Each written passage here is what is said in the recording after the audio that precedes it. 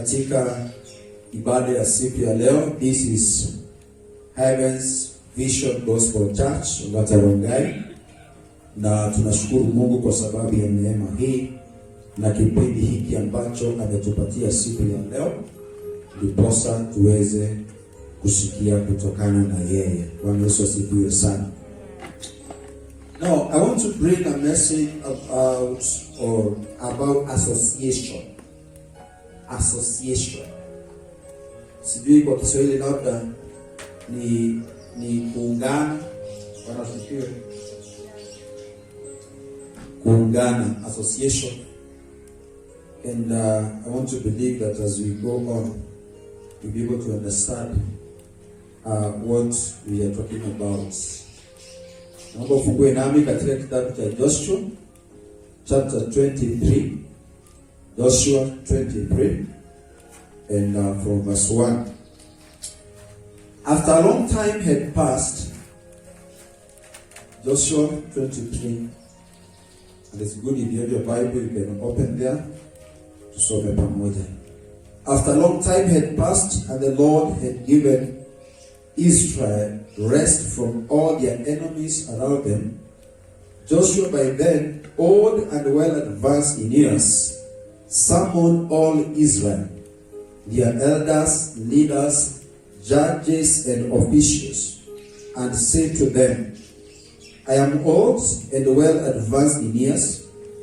You yourselves have seen everything the Lord your God has done to all these nations for your sake. It was the Lord your God who fought for you. Remember how I have allotted as an inheritance for your tribes all the land of the nations that you made, the nations I conquered between the Jordan and the Great Sea in the west. The Lord your God himself will drive them out of your way. He will push them out before you, and you will take possession of their land as the Lord your God promised you. Verse 6. Be very strong, be careful to obey all that is written in the book of the law of Moses, without turning aside to the right or to the left.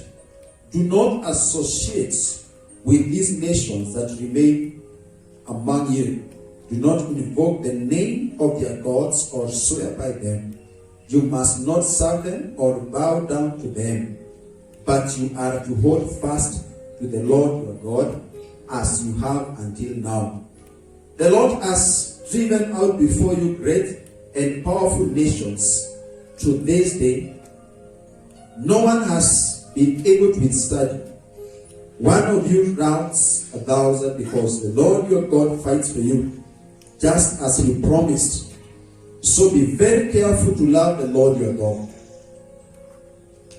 Verse 12. But if you turn away and ally yourselves with the survivors of these nations that remain among you, and if you intermarry with them and associate with them, then you may be sure that the Lord your God will no longer drive out these nations before you. Instead, they will become snares and traps for you, whips on your backs and thorns in your eyes, until you perish from this good land which the Lord your God has given you. Praise the name of the Lord.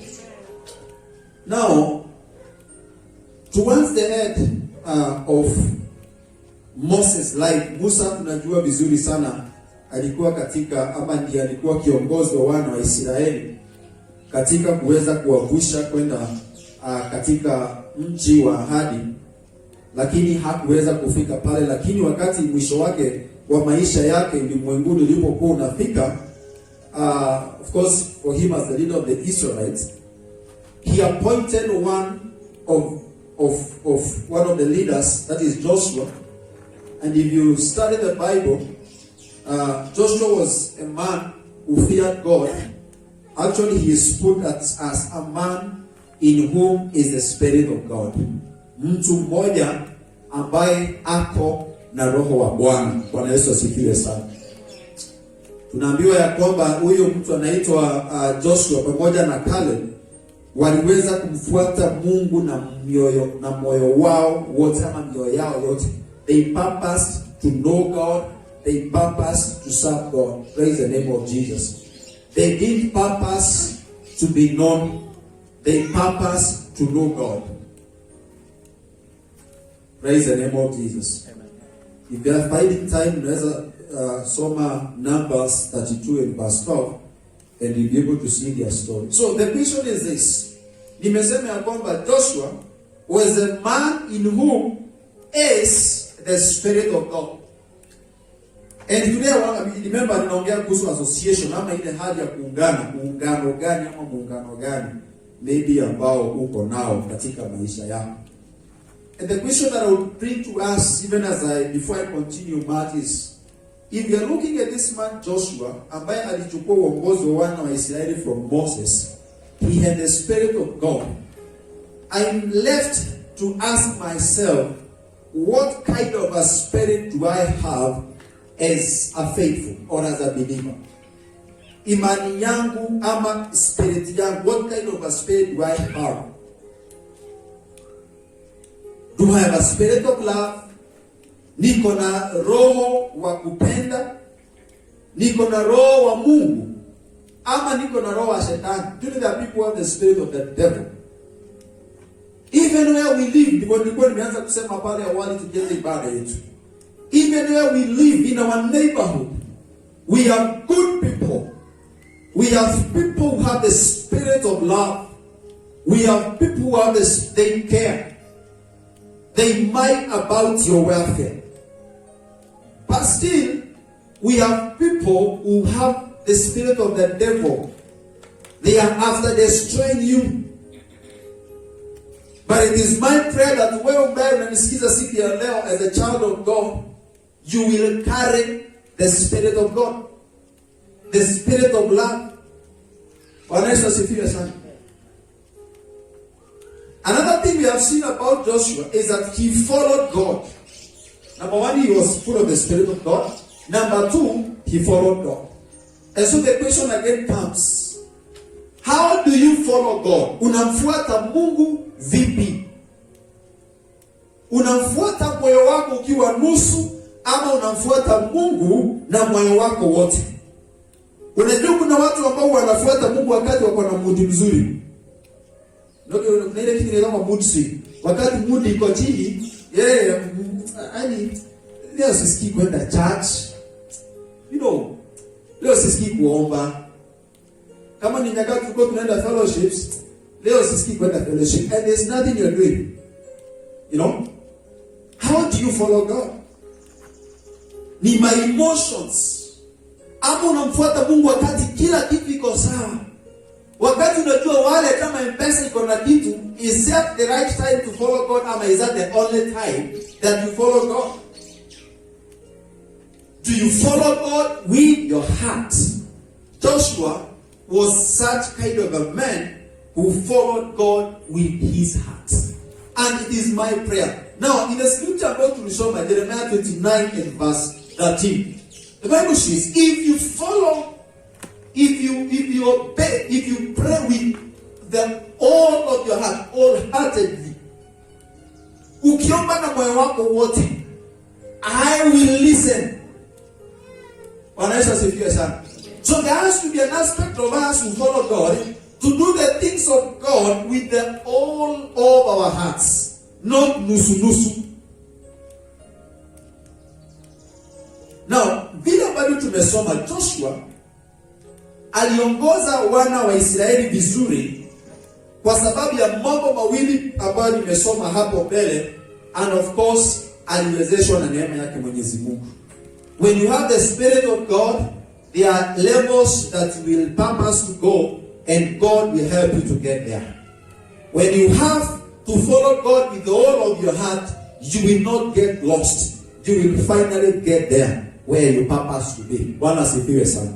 Now, the definition of association, it is a connection or cooperative link between people or organizations. It is a connection. Tunapoongea kuhusu association ni connection. Uko connected aje? Bwana asifiwe sana.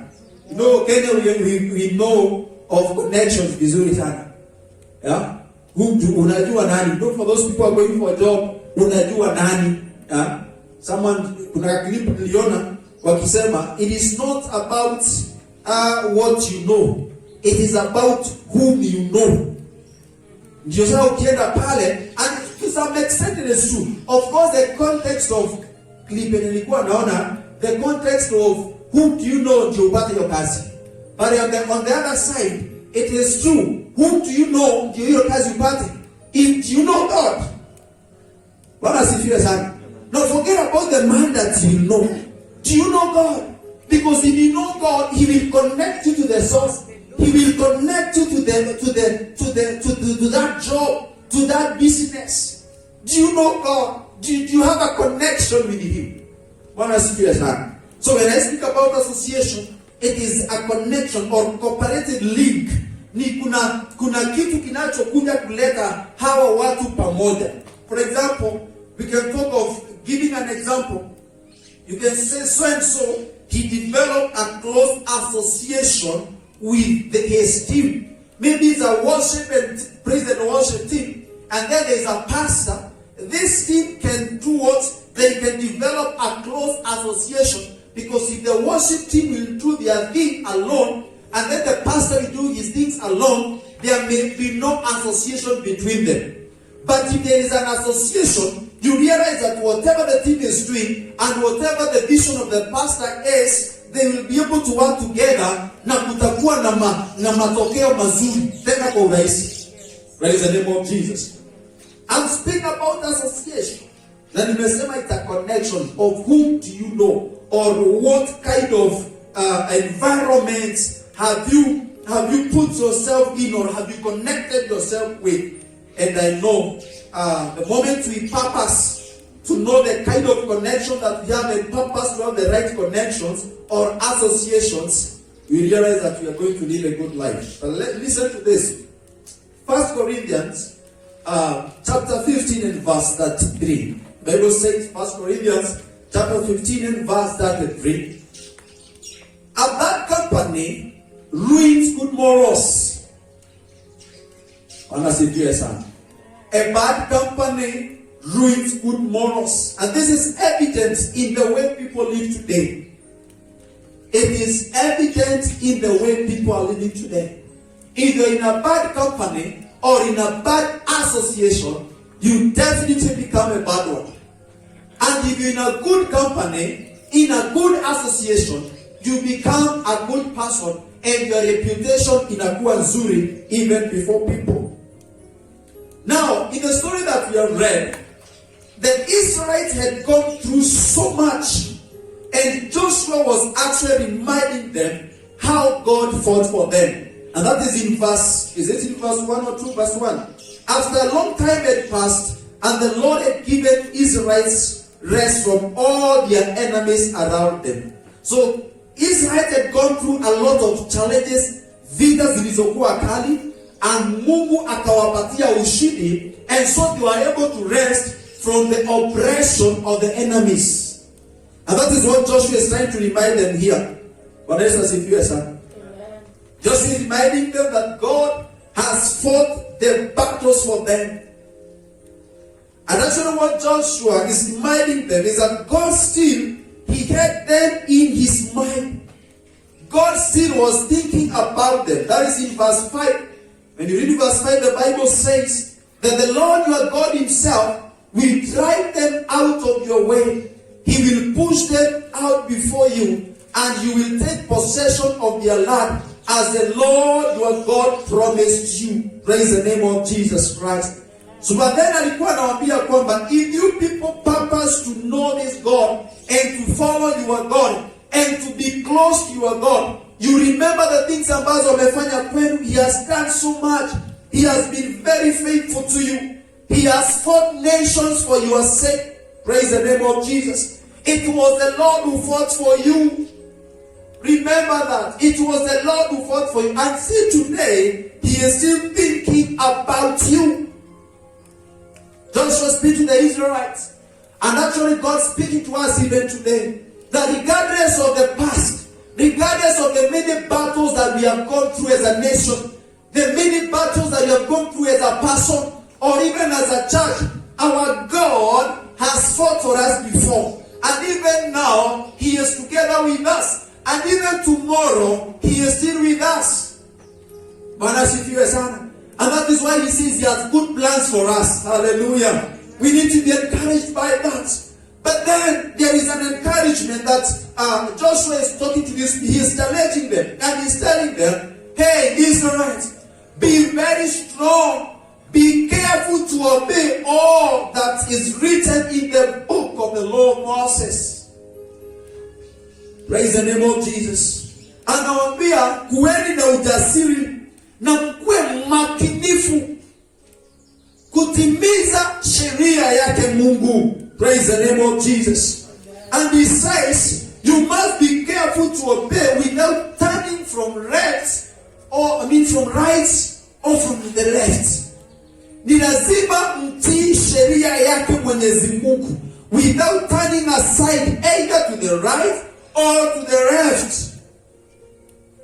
Sheria ya Mungu lazima, actually alikuwa anaeleza hivi, because God has been faithful, and this is it. God has been faithful to us even as a country. God has been faithful to you as a person. And because He has been faithful, the only thing that you can do, it is to follow Him. It is to love Him. It is to obey His voice. Because if you don't, then kuna mambo ambayo Mungu hataweza kuendelea kukufanyia. Ama kuna mambo pia huenda ambayo itafanyika, itasababisha wewe kurudi nyuma, na kutoka pale itakuwa ngumu sana. And listen to this. Verse 7 it tells them. Verse 7 it tells them, do not associate with these nations that remain among you. Do not invoke the names of their gods or swear by them. Do not associate. Msijiunganishe na mataifa. Sasa haya mataifa ambayo Joshua anawaambia ni wale watu ambao walikuwa ni adui ya wana wa Israeli, adui wake Mungu. Anawaambia hivi, hey, the children of Israel, you see how God has been faithful to you. You see the many battles that the Lord has fought for you, and you have received victory. He has been together with you, and He's still promising to give you possession over the nation that He promises. This is it. Do not associate yourself with those nations. Praise the name of Jesus. Msijiunganishe na wao, na wale watu wa mataifa, wale ambao ni maadui wake Mungu, wale ambao ni maadui wenu. Msijiunganishe na wao. In other words, disassociate yourself completely with them. Have nothing to do with them. You know, Joshua maybe aliona hawa watu, maybe the enemy may be pursuing them very much, and some of them may think of, hey, this is too much, we cannot bear this. But then he is telling them, you have to be strong. You have to remain strong. The enemy may come, anaweza kuja na maneno yake matamu ama magumu ya kutisha, lakini simama imara katika Mungu. Praise the name of Jesus.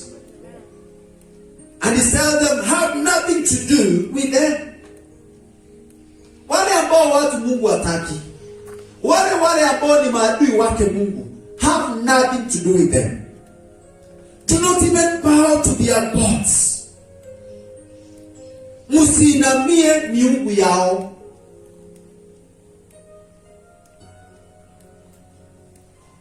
Unasifiwe sana. Joshua, he knew why he was telling these people not to associate with such people. And I'm like, maybe kuna wale wako pale, and Joshua is telling them, hey, hawa watu, achana na wao. But somebody is like, hapana, si kuna mambo mazuri wako nayo. Tukiangalia kwenye tunatoka, labda kuna asali nzuri huko, na labda anaweza kuwa amebeba asali. Anaweza kuwa amebebea mtu kitu mzuri. And you know that is how sin is. And that is how when God tells us, stop, don't associate yourself with such, and we are like, okay, fine. lakini tunajikuta bado ile association ambayo Mungu ametukanya, tunajikuta tunarudi pale. Have you ever been warned of a relationship? Umewaambiwa achana na hiyo ama hilo jambo achana nalo, and you still found yourself, no, me I know what I want, najiingiza tu pale. Na una purpose kabisa, mimi wakiniambia hapana, me I know myself, I will do it. There are things, church, there are relationships, there are areas ambazo tumejiingiza that we need to cut them. There are relationships or friendships that we find ourselves in, we need to cut them completely. In verse 8, this is what Joshua is telling these people. You are to hold fast to the Lord your God. Disassociate yourself with the nations. Usikuwe na chochote cha kufanya na wao. But then do this. Hold fast to the Lord your God as you have until now.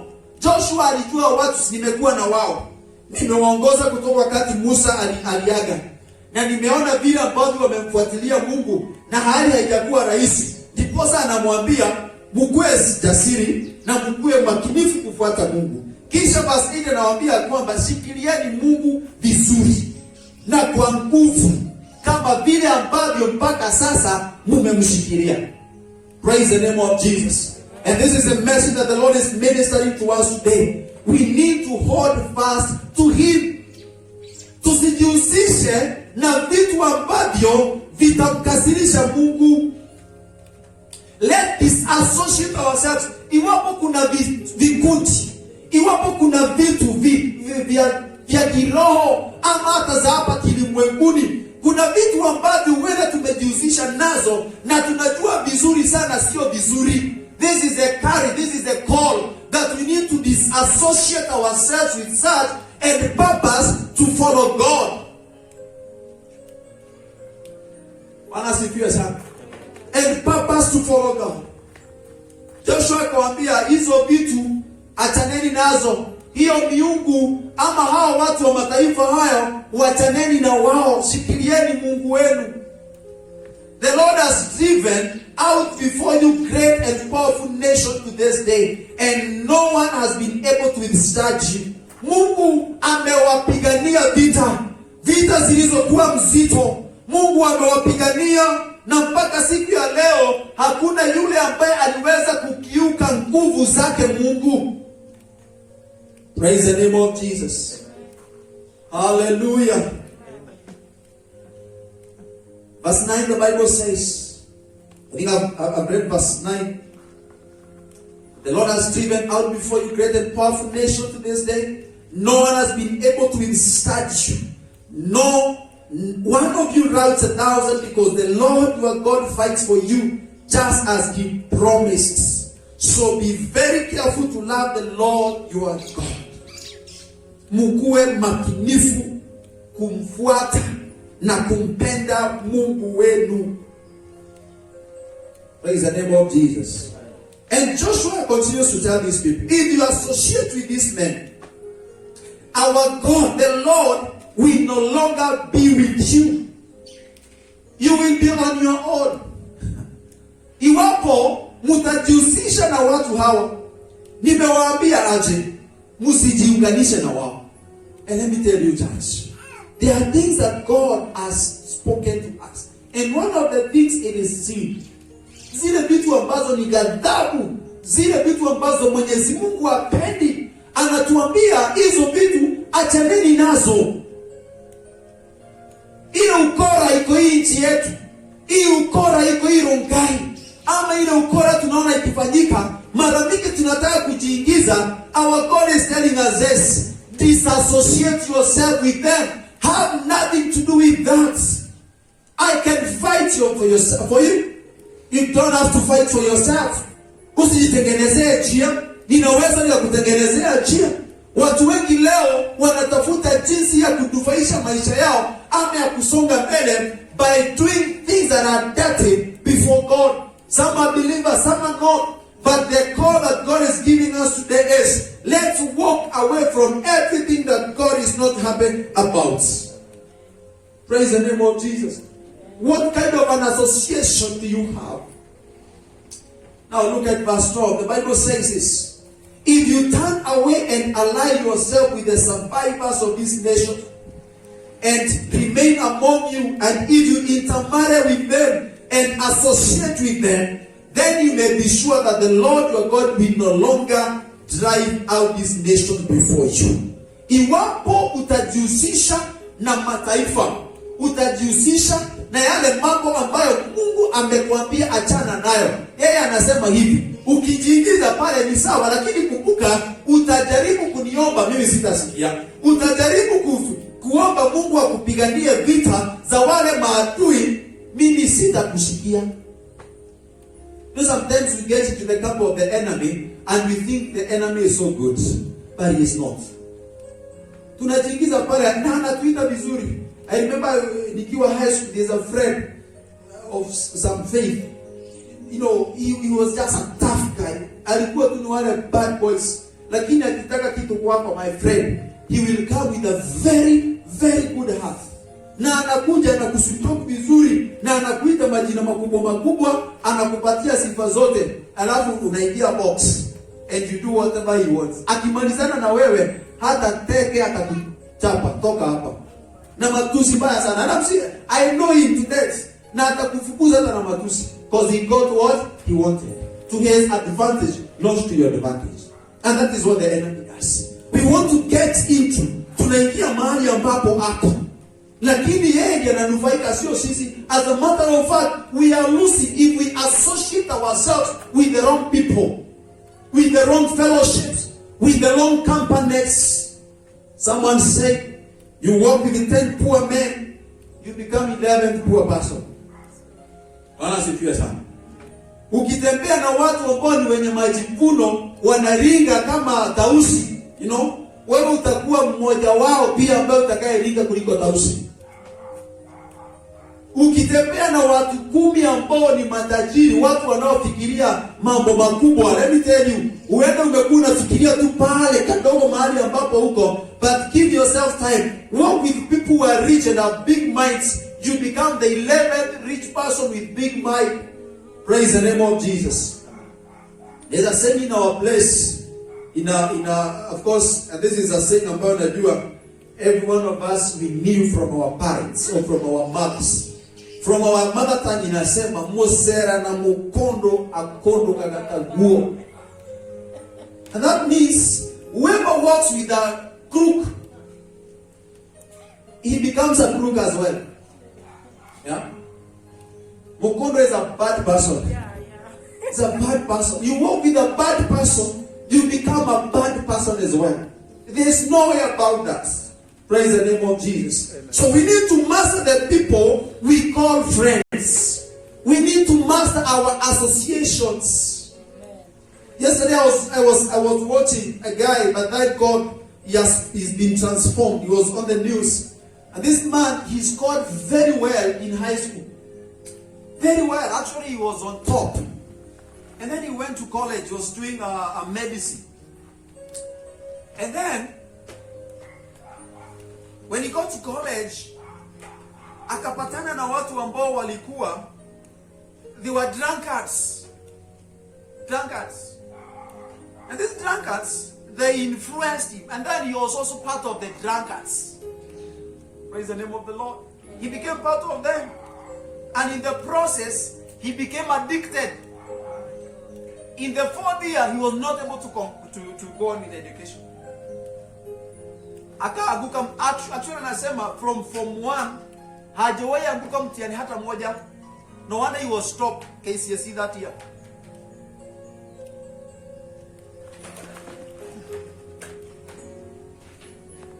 He was stopped. Praise the name of the Lord. And what happened is this. He dropped from school. He dropped. He could not continue. Then what happened? Somehow, by the grace of God, he realized that he needs to go back to school. And he went. He went back to college. And somehow again, by the grace of God, he managed. And now he's